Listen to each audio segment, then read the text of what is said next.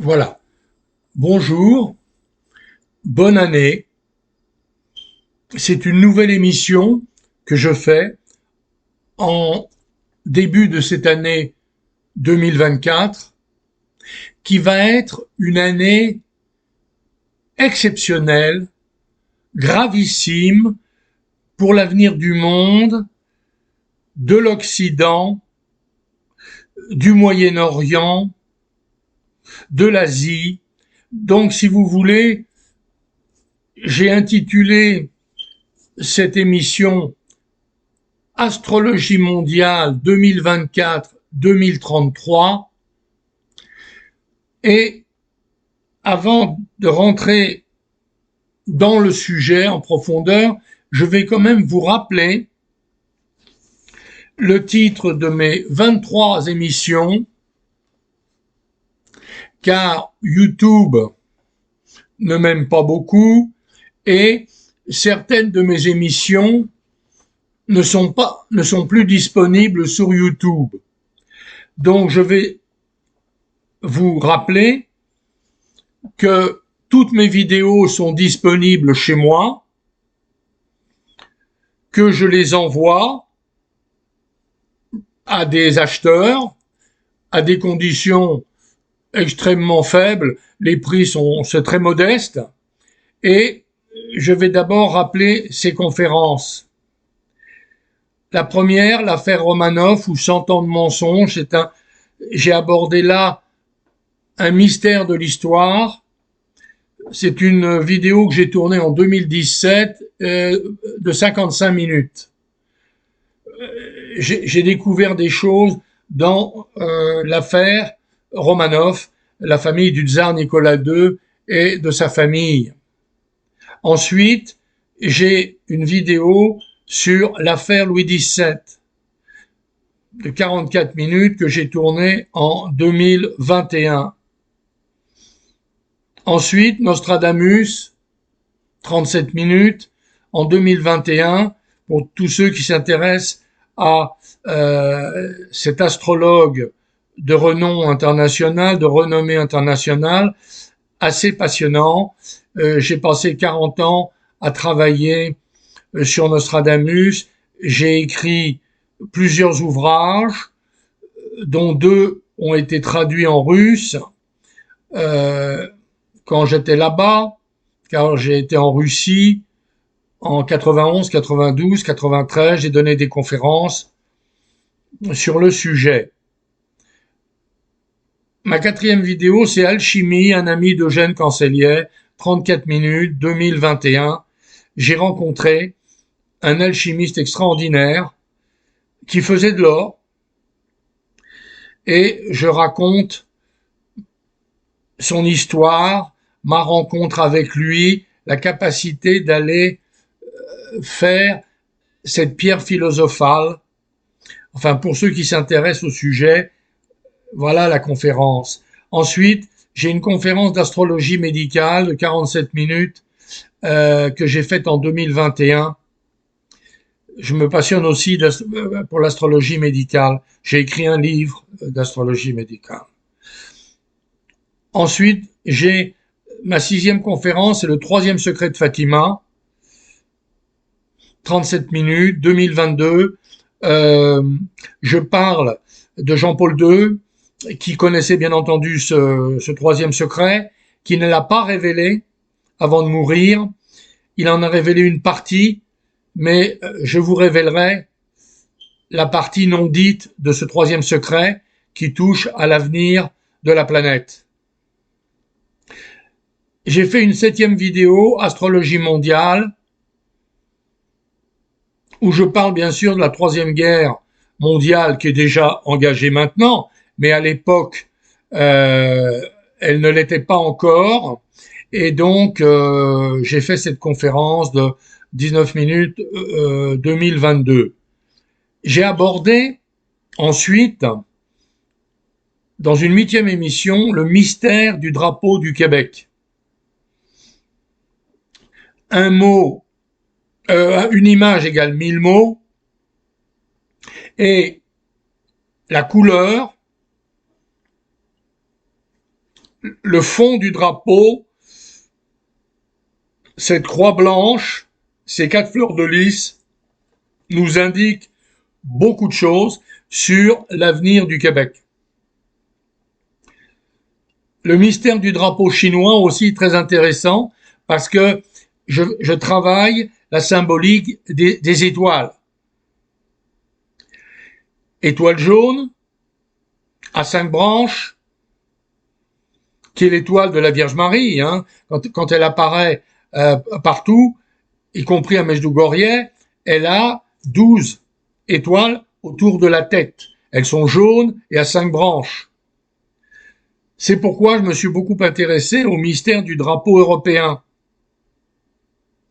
Et si ça vous intéresse de connaître la symbolique de ce drapeau, qui annonce beaucoup de choses aussi, eh bien, vous irez vous la procurer. Donc, par mois, je vous donnerai les coordonnées, tout ça. Bon, voilà, 28 minutes, 22. Après, j'ai abordé les mystères du christianisme, 36 minutes, 2022. Les prophéties de la Salette, 47 minutes, 2022. L'Apocalypse de Saint Jean, 44 minutes, 2022. J'ai beaucoup fait de vidéos en 2022.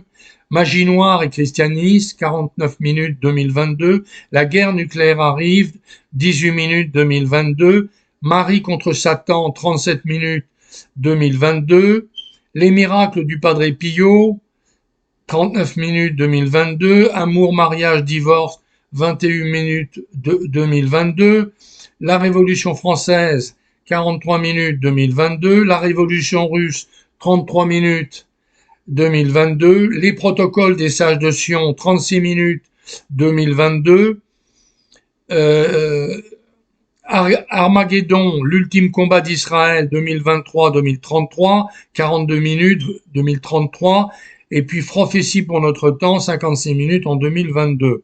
Bon, alors, il est évident que pour vous procurer ces vidéos, il faudra m'écrire à mon adresse email fastnet2033 en minuscule, fastnet, F-A-S-T-N-E-T 2033 @gmail.com. Et là, je vous enverrai toutes les instructions d'achat et de visionnement et de téléchargement de mes vidéos. C'est très facile, je vous indique toute la marche à suivre et il n'y a aucun problème, j'ai tout vérifié. J'ai commencé à vendre mes vidéos déjà depuis le début de l'année et donc ça marche très bien. Bon, alors maintenant, si vous voulez, j'aborde le cœur du sujet. Vous savez que je suis astrologue. Je suis un historien, un écrivain, un astrologue. Bon, et donc, j'ai des centaines de thèmes d'astrologie mondiale, d'hommes politiques, on peut monter des cartes de pays. Donc, si vous voulez, j'ai un gros dossier sur Israël, les services secrets, le Hamas, OLP, le Shin Bet, le Tzahal. J'ai monté les thèmes de fondation de toutes ces organisations et j'ai regardé, bien entendu, le thème d'Israël. Israël a été fondé le 14 mai 1948 à Tel Aviv, vers midi, et ce thème est très parlant. Pour ceux qui connaissent un peu l'astrologie, il y a 4 planètes en maison 12, avec une lune sans aspect, qui va recevoir, à partir de fin janvier 2024, l'opposition de la planète Pluton qui est exaltée, c'est-à-dire surpuissante, dans le signe du Verseau, à l'opposé de la Lune d'Israël. La Lune, c'est le peuple, mais c'est aussi l'argent. Et donc, la population va être touchée, la guerre n'est pas du tout terminée, je dirais qu'elle commence, et Israël, par cette opposition de Pluton à la Lune, pourrait manquer d'argent, se faire couper le robinet par les États-Unis d'Amérique, et ça, c'est évidemment très, très grave. Parce que ce que je vois, c'est que, à un moment donné, à cause de la pression médiatique mondiale, les élections, bien entendu, en 2024, aux États-Unis, pourraient être lâchées par les USA, et à ce moment-là, Israël pourrait manquer d'armement, de munitions, comme l'Ukraine actuellement, qui, elle, a déjà perdu la guerre. Israël a déjà perdu la guerre, elle manque de munitions, d'armement, et les États-Unis pourront pas fournir l'Ukraine et Israël en même temps. Et la guerre va durer longtemps en Israël, et la guerre va durer longtemps en Ukraine. Pensez qu'il y aura des négociations, en tout cas en Israël, absolument pas. Parce que ce que je vois ici, là, pour les 20 années qui viennent, Israël est en danger de mort. Elle est en danger de mort, et c'est une guerre existentielle. Ou elle gagnera la guerre, ou elle la perdra. J'en ai parlé dans mon émission Armageddon, l'ultime combat d'Israël. C'est-à-dire, c'est une guerre eschatologique. Les gens n'ont parce que les gens n'ont aucune connaissance, les gens n'ont aucune culture, il faut beaucoup lire, beaucoup travailler. Moi, j'ai la chance d'être polyglotte, je peux lire en 8 langues, j'ai appris l'hébreu, l'arabe, et je parle russe couramment. Donc, si vous voulez, je prends mes informations. Il y a 2 jours, j'étais avec une amie russe en Russie, et on a beaucoup parlé de tout ce qui se passe avec l'Ukraine et la Russie. Bon, alors, pour en revenir à tout ça, c'est pas du tout une guerre ordinaire. Voyez-vous, il faut absolument comprendre que on a quelque chose de terrible, c'est que Israël doit reconnaître l'arrivée du Messie. Et pour l'instant, elle n'est pas prête du tout, puisque, je veux dire, les rabbins, tout ce qui est ultra-orthodoxe, attendent l'arrivée du Messie, mais n'ont pas reconnu, il y a 2000 ans, l'arrivée du Christ. Donc, il faut, pour qu'Israël accueille le Messie, qu'elle soit mise à genoux, puisqu'elle ne veut pas s'agenouiller devant Jésus-Christ, qu'elle a maltraité, on l'obligera à s'agenouiller de force dans une dernière bataille qui, normalement, sera dans les environs de Megiddo. Megiddo, c'était une grande ville qui a été, bien sûr, détruite. Et il n'y a plus que des ruines. Moi, j'ai été plusieurs fois en Israël, donc il n'y a plus que des ruines, là, bien entendu. Et Armageddon veut dire la ville de Megiddo. Armageddon, c'est Megiddo. Et donc, la dernière bataille sera là. Alors, il faut savoir, car j'ai pas mal rencontré de monde en Israël et dans le monde, parmi mes voyages, Israël possède la bombe atomique. Elle l'a reçue du temps du général de Gaulle déjà. Elle l'a eue en 67. J'ai connu quelqu'un qui a travaillé là-bas, dans ce matériel-là. Et donc, elle pourrait s'en servir en dernier recours. Plutôt utiliser une bombe tactique. Pas la bombe d'Hiroshima, parce que tout le monde y passe, là. Et nous, c'est pareil, on va briller même en France, vous voyez, parce que la radioactivité, tu brilles dans la nuit, hein, quand tu es radioactif. Bon. Alors,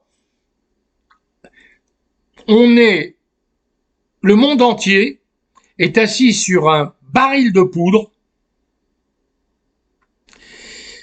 Il y a des gens, certainement, qui ressentent tout ça, mais le problème, c'est qu'il y a une grande divergence entre les militaires et les politiques, que ça soit en Israël, que ça soit en France, que ça soit aux États-Unis, au Canada.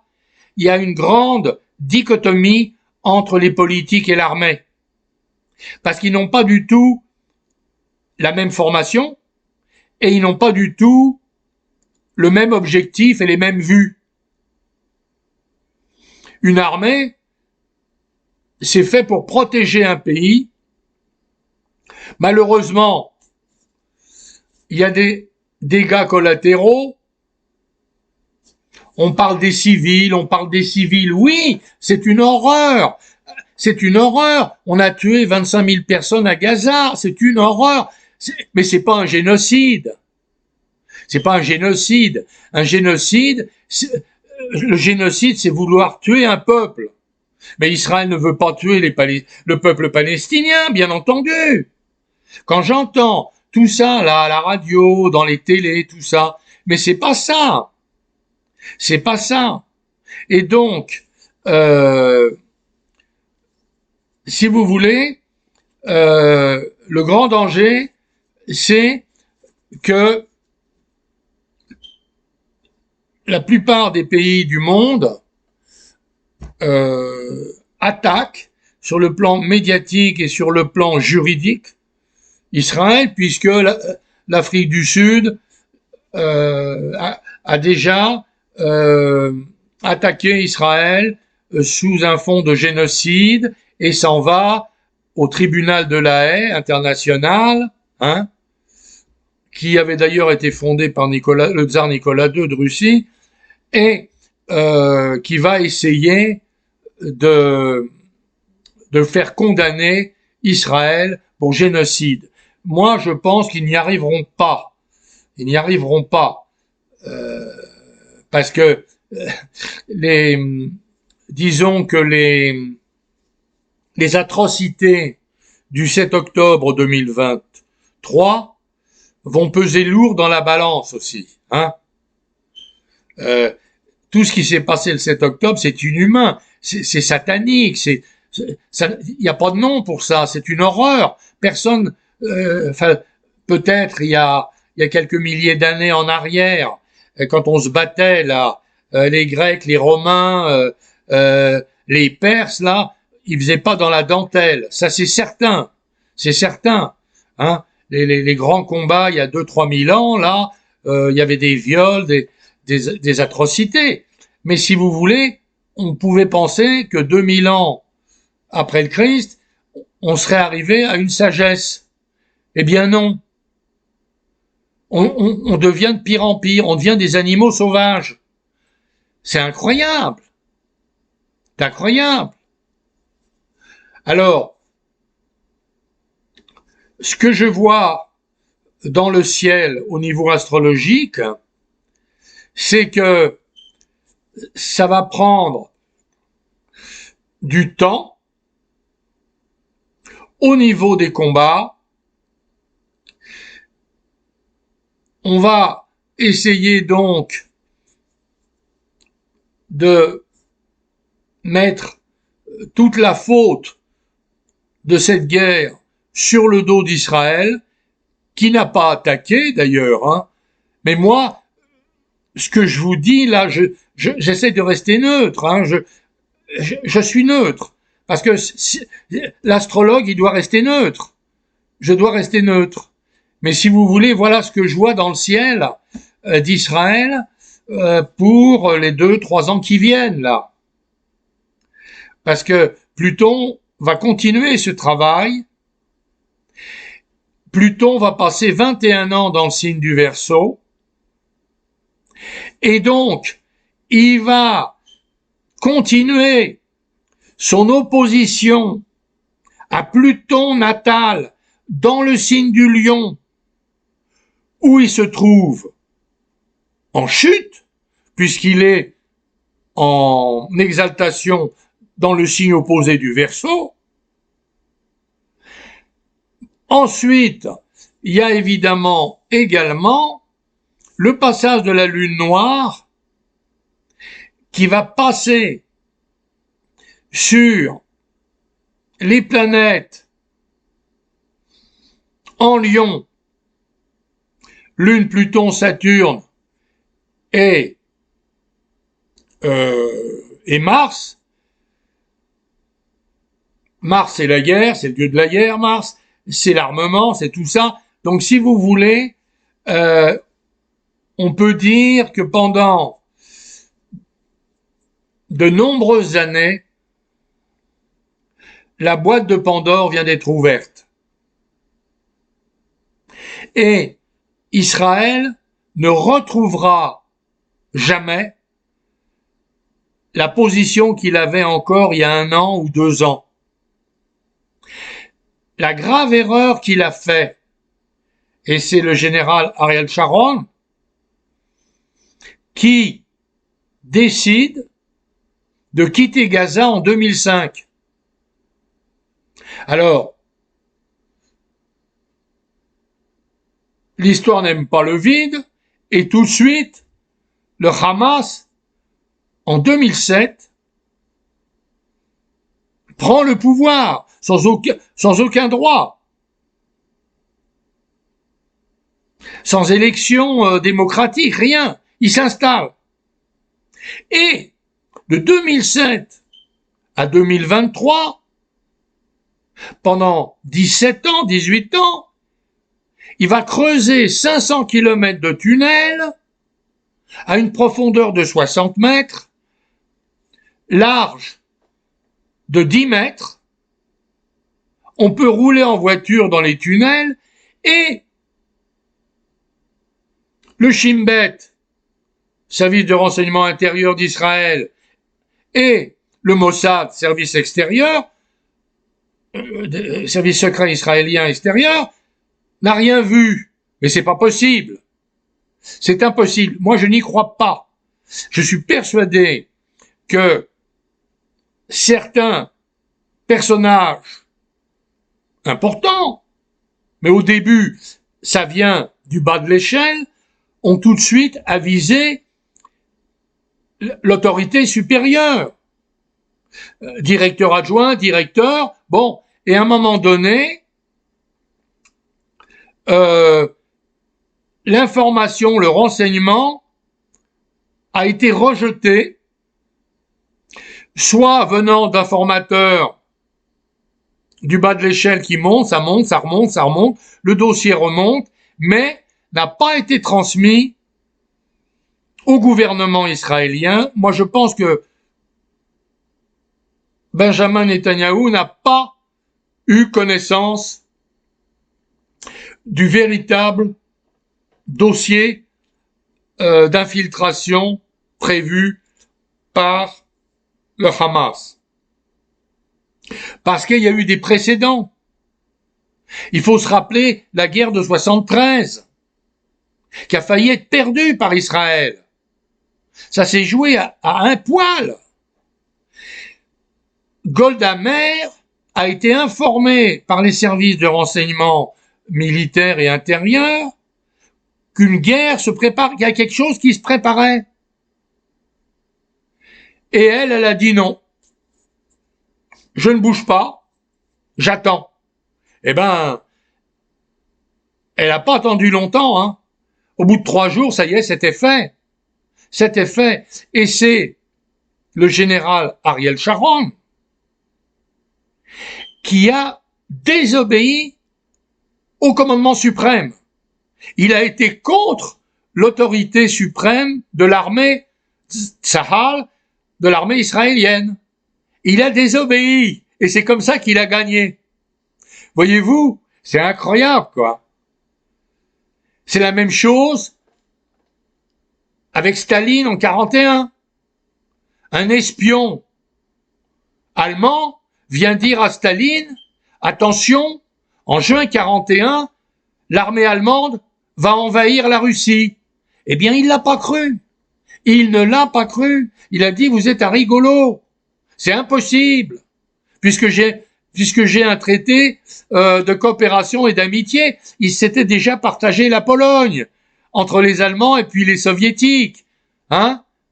La Russie soviétique, l'URSS et puis Adolf Hitler, les nazis se sont partagés la Pologne en septembre 39. Bon, donc lui en 41, il dit bon, ben non, ça peut pas marcher. On est associés. On peut pas être amis parce qu'il n'y a pas d'amis en politique, il n'y a pas d'amis, il n'y a rien du tout là. Il n'y a pas d'amis entre des pays, hein, ça n'existe pas ça. Il n'y a que des intérêts communs. Voyez-vous? Enfin voilà, c'est ça que je voulais vous dire. Donc les 2-3 prochaines années, parce que Pluton va passer là et il va aller chatouiller l'opposition Lune, Pluton, Saturne, même jusqu'à Mars. Alors là, quand il va aller chatouiller les Mars-Saturne, qui est mal positionné, parce que Saturne en Lion, si vous voulez, il est en exil.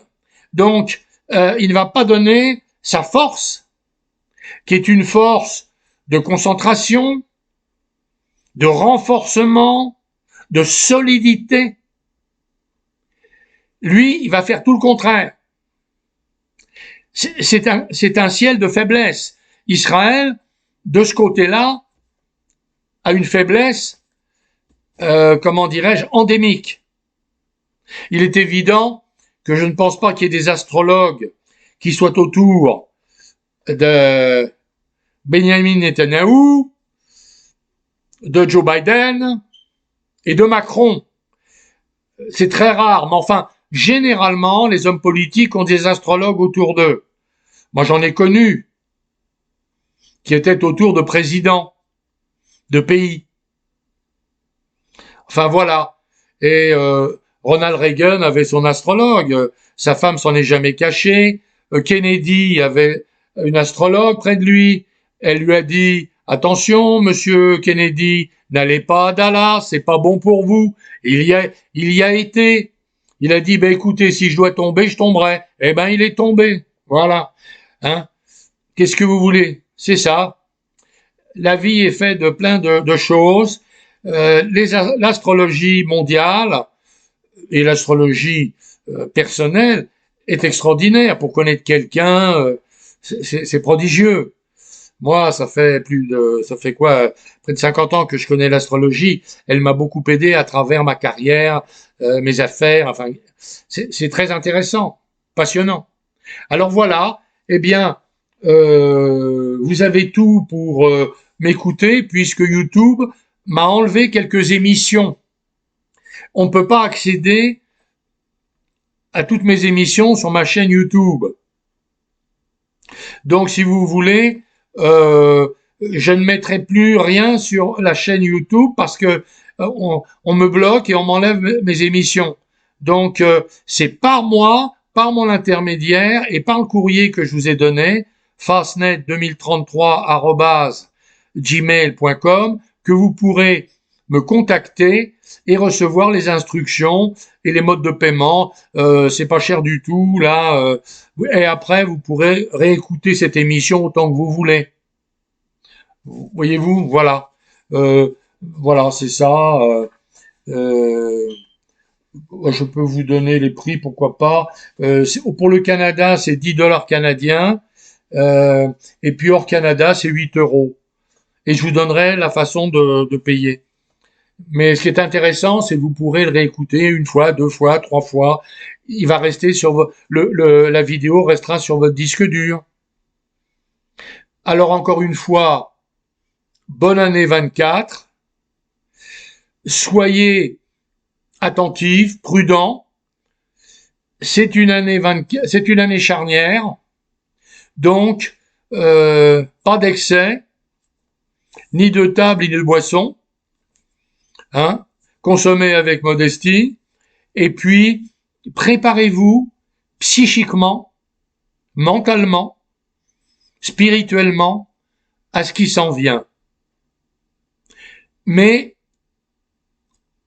je vous dis, bonne année quand même, que tout ce que vous souhaitez vous arrive, et nous nous retrouverons certainement au cours de l'année 24 dans une autre émission. Merci de m'avoir écouté. Bye bye.